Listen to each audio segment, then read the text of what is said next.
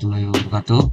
Perkenalkan, nama saya Alif Kayudra dari kelas 2F dengan NPM 2335104435. Oke, di sini saya mau menjelaskan tentang aljabar relasional dari mata kuliah praktikum basis data 2. Apa itu aljabar relasional? Aljabar relasional adalah himpunan operasi yang digunakan untuk memanipulasi dan mengakses data dalam basis data relasional. Aljabar ini terdiri dari berbagai operasi yang kemungkinan pengguna untuk menyaring, menggabungkan, dan memproyeksikan data dari tabel relasi dalam tabel database tersebut. Nah, di sini ada contohnya nih, kayak tabel film. Di sini di atas nih ada tabel filmnya. Itu ada Iron Man, Spider-Man, dan Walking Dead. Sini ada table member, sini juga ada table transaksi. Ini output. Di sini ada sintaks, select nomor transaksi, ID member, tanggal sewa, biaya sewa, from transaksi. Ini untuk menampilkan tabel dari transaksi yang ini menampilkan, dan ini outputnya. Oke, lanjut ke sintaks yang kedua, ada select transaksi, kode film transaksi, ID member transaksi, biaya sewa, from transaksi, where transaksi, kode film sama dengan FM001. Ini FM001, dan ini ID member, ini biaya sewanya. Ini untuk menampilkan kode film, untuk menampilkan film mana yang dan diambil oleh siapa, dan biaya sewanya. Untuk menampilkan ini nomor transaksi 1 dengan kode film ini outputnya. Oke, yang terakhir ada query select, judul, kategori, jumlah, from film, where, kode film, FM001. Nah, di sini untuk sintaks untuk memanggil apa sih film yang ditayangkan, apa sih film yang ada dari kode FM001.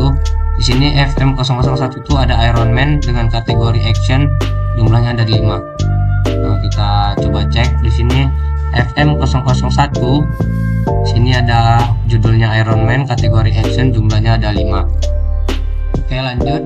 Apa itu ERD atau Entity Relationship Diagram?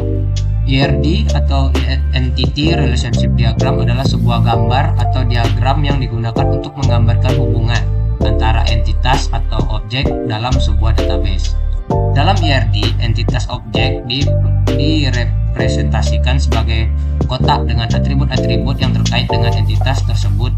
Hubungan antara entitas ditunjukkan oleh tanda panah atau garis yang menghubungkannya.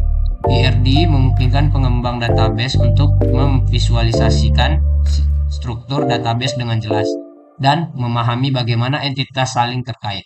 ERD dapat membantu dalam merancang sebuah database. Nah, ini ada contoh-contoh simbol dari ERD atau Entity Relationship Diagram.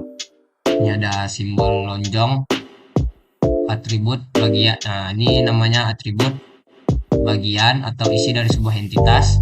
Terus ada persegi panjang, ini entitas, objek dari sebuah tabel. Ini garis atau garis penghubung. Nah, ini untuk menghubungkan antara entitas, atribut, dan relasi yang saling berhubungan. Nah, di sini ada kayak belah ketupat atau diamond. Relasi ini disebut dengan relasi, hubungan yang dibentuk untuk menunjukkan adanya koneksi antar table. Untuk gambar diagramnya, di sini ada dosen, ada mata kuliah, dan ada mahasiswa. Ini atribut-atribut dosen, ada NIP dosen, ada nama dosen, ada jabatan dosen, dan alamat dosen. Nah, dari satu dosen mengajar mata kuliah. Jadi dari satu dosen bisa mengajar banyak mata kuliah. Makanya di sini dengan relasinya one to many. Tapi dari mata kuliah ke mahasiswa itu many to many, karena dari banyaknya mata kuliah ini bisa diambil dengan banyaknya mahasiswa. Nah, di sini ada primary key karena NIP dosen itu semuanya berbeda dari dosen satu sama lain. Dan di sini juga mata kuliah juga memiliki primary key-nya, yaitu kode mata kuliah, karena kode mata kuliah itu juga berbeda antara mata kuliah yang lain. Begitu juga mahasiswa memiliki NPM-nya hanya sebagai primary key karena NPM mahasiswa itu saling berbeda antara satu sama lain. Nah, lanjut, apa itu view? View merupakan suatu bentuk representasi data yang dapat dibuat dengan melibatkan data yang ada pada satu tabel atau beberapa tabel. Dengan dibuatnya view, maka dimungkinkan hanya bagian tertentu dalam suatu tabel yang akan muncul. Nah, contohnya ini, contoh mengimplementasi view. %D, tanggal 1 sampai tanggal 31. Oke, lanjut. Apa itu commit? Commit adalah menyimpan transaksi data secara permanen. Kapan menggunakan commit? Saat Anda melakukan beberapa operasi SQL yang harus dijalankan sebagai satu unit atomik, contohnya memindahkan saldo antara dua akun di bank. Oke, lanjut. Apa itu rollback? Rollback yang membatalkan transaksi yang telah dilakukan. Kapan menggunakan rollback? Kesalahan dalam transaksi. Jika ada kesalahan dalam salah satu pernyataan SQL selama transaksi. Kondisi tidak terpenuhi jika kondisi bisnis atau logika tidak terpenuhi. Terus ada pengguna membatalkan operasi jika pengguna memutuskan untuk tidak melanjutkan transaksi. Ini ada sintaks untuk membuat tabel yang sebelumnya. Untuk membuat tabel pegawai, di sini ada sintaksnya, ada insert into pegawai values. Terus kita buat di sini ada nip, terus nama. Oh, yang membuat nama sama asal itu wajib ada tanda kutip biar nggak error sintaksnya. Koma juga diperhatikan dan di sini diakhiri dengan tutup titik koma. Ini contoh dari sintaks yang kita buat tadi. Select from pegawai dan muncullah table seperti ini, ada nip, nama, alamat. Dengan nipnya itu nggak ada yang sama. Sini nipnya menggunakan primary key ya.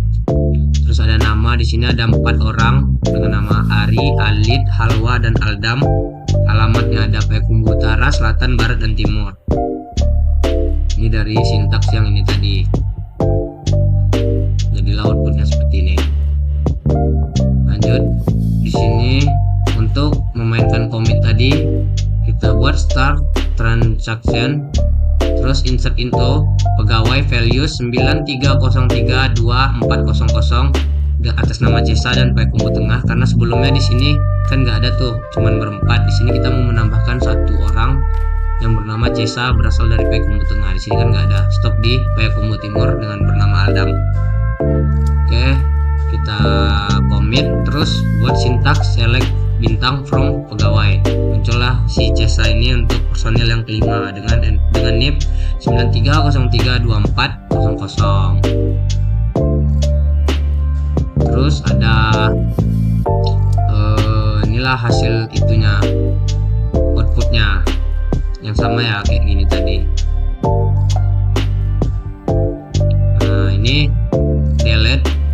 Ini kita mau delete si Cesa tadi dengan sintaks delete from pegawai where nip 93032400.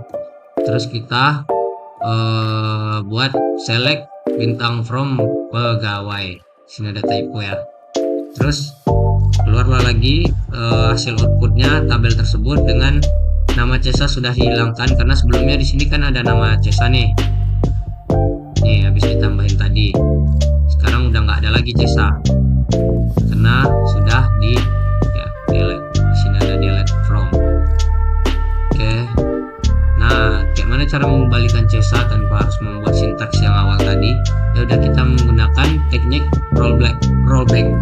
Nah, kita gunakan teknik rollback.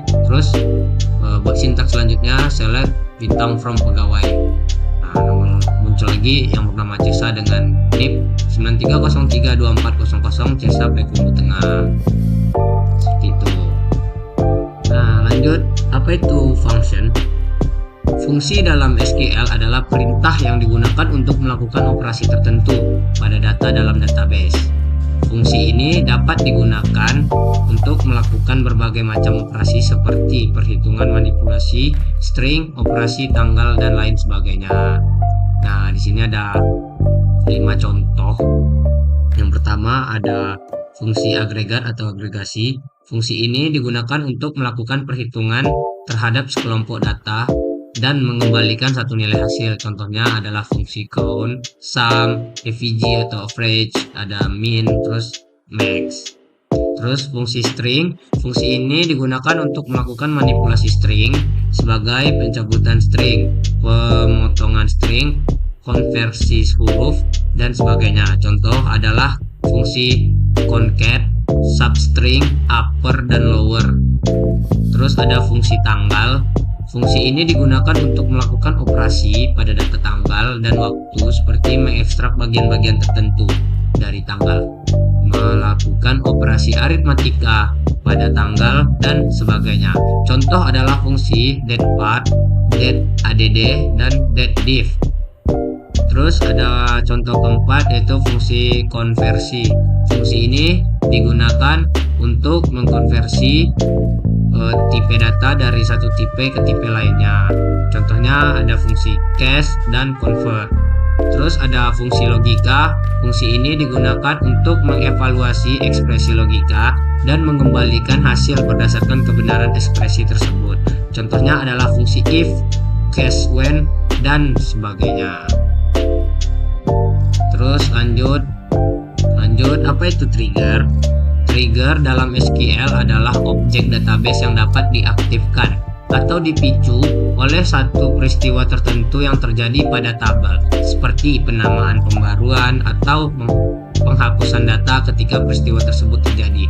Trigger akan dieksekusi memungkinkan Anda untuk melakukan tindakan tertentu seperti memperbaharui data di tabel lain, memvalidasi data, atau melakukan audit. Terus ada dua trigger DML1, ada DDL1. DML yaitu data manipulation value dipicu oleh peristiwa DML seperti insert, update, dan delete. Terus DDL atau data definition value dipicu oleh peristiwa DDL seperti perubahan struktur tabel. Dengan menggunakan trigger, Anda dapat mengotomatiskan sejumlah tindakan dalam database, meningkatkan keamanan dan keintegritasan data, serta menyederhanakan pengelolaan basis data. Ini contoh dari trigger. Ini create database academic, use academic, create table mahasiswa, name char 15 primary key. Terus ada nama varchar 25, alamat varchar 25 juga, engine InnoDB. Terus insert mahasiswa, name, nama, alamat, values yang kayak tadi. Ini ada name, terus di sini ada nama, dan di sini inilah hasil output dari lihat dari tabel log mahasiswa. Ini hasilnya mahasiswa yang baru ditambahkan tersebut. 2, 3, 35, 10, 987 Jalan Kamboja. Waktu dia masuk, terus kejadiannya tambah data. Oke, ini create table log mahasiswa, name char 9 ya, kayak gini buatnya. Dan inilah ini dia trigger untuk menyimpan histori mahasiswa yang baru masuk. Jadi contoh trigger sederhana untuk menambahkan data mahasiswa. Sintaksnya create trigger tambah underscore data underscore mahasiswa after insert on mahasiswa for each row. Terus insert into log mahasiswa values. Terus new name, new alamat, now tambah data. Ya, tambah data tuh masukkan data mahasiswanya. Seperti insert into mahasiswa, name, nama, alamat, values. Nih buat name baru, buat namanya yang baru, terus jalan alamatnya. Oke, baiklah, itu saja yang bisa saya jelaskan dari materi 1 sampai materi 7.